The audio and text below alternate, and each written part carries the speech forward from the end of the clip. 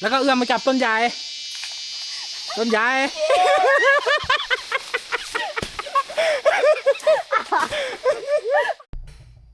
เห็นกู้ภัยทางเทิงปองปากถ้ำรู้สึกเป็นห่วงขึ้นมาทันที งานนี้ทุกคนเอาชีวิตไปเสี่ยงแท้ๆสบายดี FC แฟนครับทุกท่านพบพ่อกันอีกคลิปหนึ่งก็แล้วกันตอนเศร้าๆมื้อนี้เนาะการกู้ภัยการกอบกู้ชีวิตคนติดถ้ำทั้ง7คนนับตั้งแต่วินาทีแรกที่กู้ภัยไทยลาวมาฮอดหน้าถ้ำเฮาก็คิดว่ามันบ่น่าจะนักหนาสากันขนาดนี้แต่นับมือนับเห็นภาพนับเห็นวิดีโอของทีมงานกู้ภัยปล่อยออกมาแต่ละเทื่อ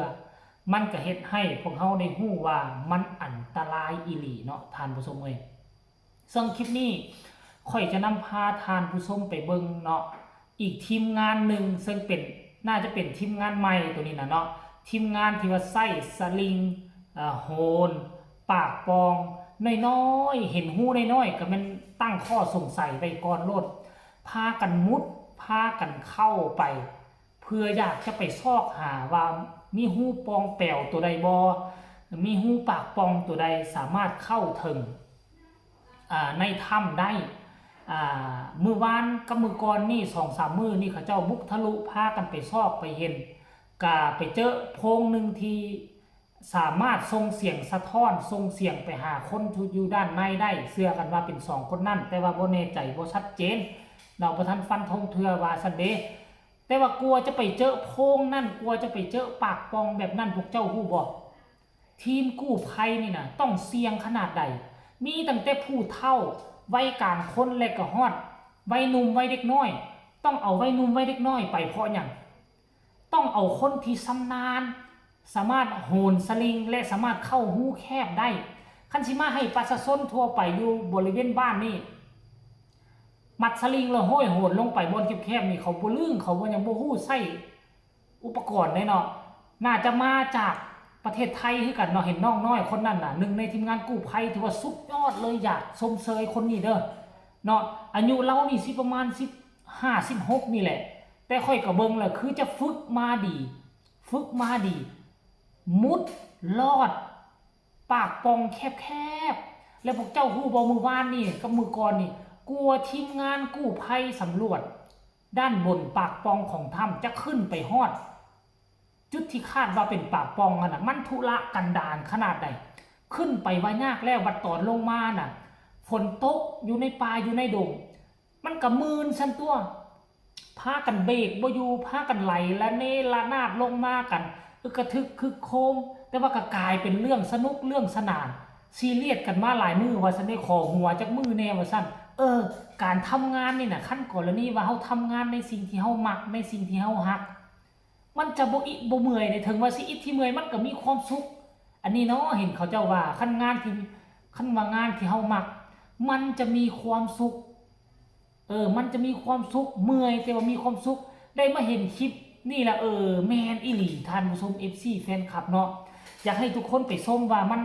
เป็นตาหน้าย่านกลัวขนาดใดมันอันตรายขนาดใดทีมงานที่ไปสำรวจปากปล่องทุกคนไปชมเลยคันเป็นทุกคนจะยอมเข้าบ่คันคือค่อยนี่ค่อยเป็นคนย่านที่แคบค่อยอาจจะบ่เข้าค่อยไปชมพร้อมกันเลย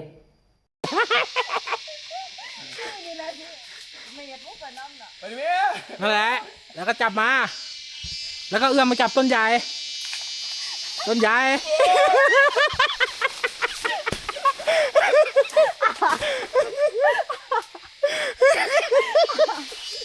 โอ้ยอย่างวะโอ้ยทำลั่นเลยไปแม่เดี๋ยวคอยก่อนเบาชะลอเบายืดอันนี้ก่อนนี่เดี๋ยวก่อนเอาโรลเลยก่อนโอเคเบี่ยงโต้ของออกเดี๋ยวมันเกาะเอาไปสายไปครับโอเคไปเก็บถึง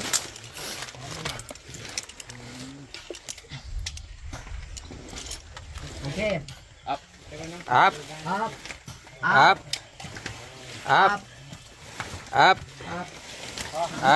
ดีเซต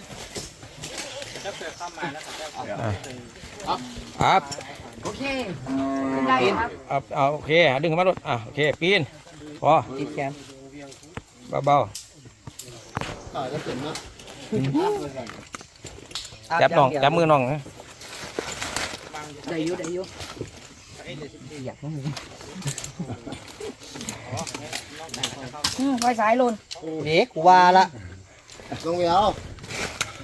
เดี๋ยวเอาเนี่ยกันมันเกาะ อาจารย์ปั่นนะครับ เอาไปนะปั่นขึ้นมาเลยนะ ค่อยครับค่อยค่อยค่อย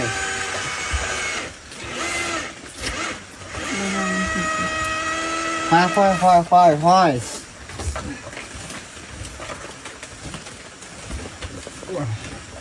ฮัลโหลบราเธอ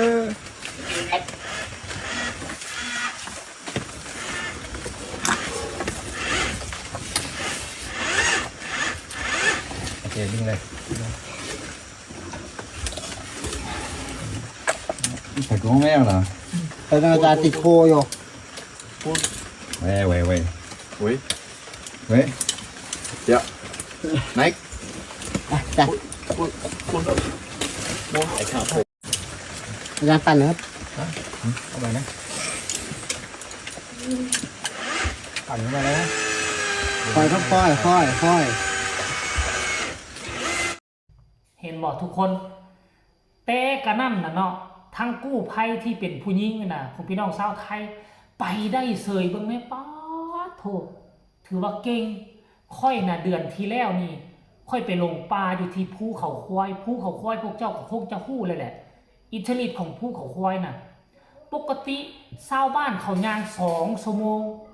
ซุ่มค่อยย่างมื้อหนึ่งจึงฮอดที่หมาย ย่างเกี่ยวไปเวียนมาอยู่บุยูละออกจากทางลักบุป่าไม่ไผ่เกือบเอาชีวิตบ่รอดค่อยเจอมาแล้วเดือนที่แล้วนี่คิดว่าสิย่างแต่2 ชั่วโมงไปยิงนกยิงหนูไปนอนคืนหนึ่งตอนขึ้นไปมือทำอิฐนี่นะว่านักแล้วย่าง6 ชั่วโมงมือที่2 7 ชั่วโมง8 ชั่วโมงจึงฮอดบ้านฮอดซองฮอดเฮือนคนลาบเลยคิดในใจว่าตอนนี้ไปสิบ่ไปเหยียบภูเขาควายตื่มเลยทุกคนก็ฮู้ว่าอิทธิฤทธิ์ภูเขาควายและทั้งภูเขาทั้งเมืองล่องแจ้งนี่ก็เป็นส่วนหนึ่งของภูเขาควายคือกันมันตัดจากตั้งแต่พุ่นในปากกระดิ่งพุ่นในบ่อลีคำไซคำมวลนี่ขึ้นมามาฮอดเวียงจันทน์มาฮอดปากซั่นฮอดเวียงจันทน์แล้วมันก็ดักขึ้นเขื่อนน้ำงืมดักขึ้นเขื่อนน้ำงืมแล้วมันก็โค้งวิดเขื่อนน้ำงืมขึ้นไปใส่แขวงไซสมบูรณ์เพราะว่าแขวงไซสมบูรณ์กับแขวงเวียงจันทน์กับนครหลวงเวียงจันทน์นี่อยู่บริเวณอ่างน้ำงืมอ่างเก็บน้ำงืมใหญ่ๆเข้าเป็นที่เห็นโลดจะเป็นหน่วยผู้เดียวกันอิทธิฤทธิ์นี่บ่ให้เว้าความเหี้ยมโหดของเจ้าป่าเจ้าเขาแถวนี้ท่านผู้ชมเอ้ยโอ้โหท่านผู้ชมเนาะเอาก็เอามาฝากเอามาต้อนกันเพียงซ้ำนี้ก็แล้วกันเด้อทุกคนเด้ออันตรายและเขากันยังเสี่ยงชีวิตมาช่วยเอาชีวิตตนเองเพื่อจะมาแลกกับคน7 คนนี่น่ะคันท่าหันว่าเขาบ่มีจิตใจกุศลแท้ๆน่ะบ่มีไผยอมมาเฮ็ดแนวนี้ดอกขอย่อมือนับถือน้ำใจทีมกู้ภัยไทยและต่างประเทศแล้วก็ทีมกู้ภัยลาวอีกตื่มท่านผู้ชมเอ้ยฝากคลิปนี้ไปให้ทุกคนกดไลค์กดแชร์ไปหลายๆให้ทุกคนเห็นหลายมุมหลายมองหลายทีมกู้ภัยอยู่ในถ้ำพระที่เมืองล่องแจ้งนี่ท่านผู้ชมเนาะใครอยากส่งกำลังแห่งใจให้ทีมกู้ภัยส่งมาได้ทางใต้คอมเมนต์สำหรับคลิปนี้ลาท่านผู้ชมไปก่อนสบายดี